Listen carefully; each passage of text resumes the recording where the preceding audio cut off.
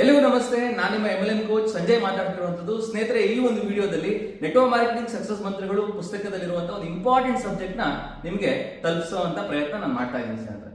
ಆ ಒಂದು ಸಬ್ಜೆಕ್ಟ್ ಇವತ್ತು ಡೈರೆಕ್ಟ್ ಸೆಲ್ಲಿಂಗ್ ಇಂಡಸ್ಟ್ರಿಯಲ್ಲಿ ನಾವು ಮಾಡಬೇಕಿರೋದು ಎರಡೇ ಕೆಲಸ. ಆಲ್ರೆಡಿ ನಾನು ಲಾಸ್ಟ್ ವಿಡಿಯೋದಲ್ಲಿ ಹೇಳಿದ್ದೀನಿ. ಒಂದು, ನಮ್ಮ ಟೀಮ್ ನಲ್ಲಿ ಹೊಸಬ್ರನ್ನ ಜಾಯಿನ್ ಮಾಡಿಸ್ಕೊಳ್ಳುವಂಥದ್ದು. ಎರಡನೇದು, ಅವ್ರ ಕಡೆಯಿಂದ ಬಿಸ್ನೆಸ್ ನ ಬಿಲ್ಡ್ ಮಾಡಿಸುವಂಥದ್ದು, ಅವ್ರ ಕಡೆಯಿಂದ ಟೀಮ್ ನ ಬಿಲ್ಡ್ ಮಾಡಿಸುವಂಥದ್ದು. ಅದರಲ್ಲಿ ಮೊದಲನೇದು, ಹೊಸದಾಗಿ ನಮ್ಮ ಟೀಮ್ ನಲ್ಲಿ ಜಾಯಿನಿಂಗ್ ಮಾಡಿಸುವಂತ ವಿಚಾರವಾಗಿ ಒಂದು ರೇಷಿಯೋ ಅಂತ ಬರುತ್ತೆ ಸ್ನೇಹಿತರೆ.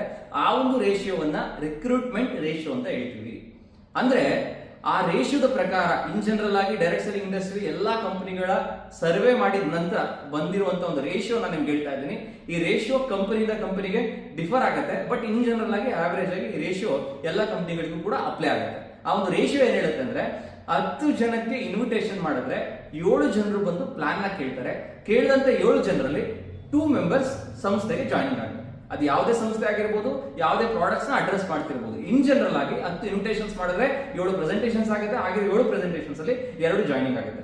ಈ ಒಂದು ರೇಷಿಯೋ ನಮಗೆ ಗೊತ್ತಾಗಿದ್ದೆ ಆಯ್ತು ಅಂತಂದ್ರೆ ಸ್ನೇಹಿತರೆ, ನಾವು ಯಾರಿಗೆಲ್ಲ ಇನ್ವಿಟೇಷನ್ ಮಾಡ್ತೀವಿ, ಯಾರಿಗೆಲ್ಲ ಪ್ಲಾನ್ ಪ್ರೆಸೆಂಟೇಷನ್ ಕೊಡ್ತೀವಿ, ಅವ್ರು ಇನ್ ಕೇಸ್ ರಿಜೆಕ್ಟ್ ಮಾಡಿದ್ರು ಕೂಡ ನಮಗೆ ಬೇಜಾರಾಗಲ್ಲ.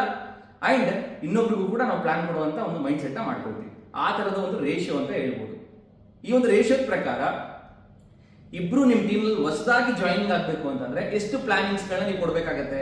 7 ಪ್ರೆಸೆಂಟೇಷನ್ಸ್ ನ ಕೊಡ್ಬೇಕಾಗತ್ತೆ ಸ್ನೇಹಿತರೆ. ಅದೇ 7 ಪ್ರೆಸೆಂಟೇಷನ್ಸ್ ಆಗ್ಬೇಕು ಅಂದ್ರೆ ಎಷ್ಟು ಇನ್ವಿಟೇಷನ್ಸ್ ಮಾಡಬೇಕು? 10 ಇನ್ವಿಟೇಷನ್ಸ್ ಮಾಡಬೇಕು. ಇದೇ ಫಾರ್ಮುಲಾದ ಪ್ರಕಾರ ನಿಮ್ಗೆ ಇನ್ನೊಂದು ಪ್ರಶ್ನೆಯನ್ನು ನಾನು ಕೇಳ್ತೀನಿ.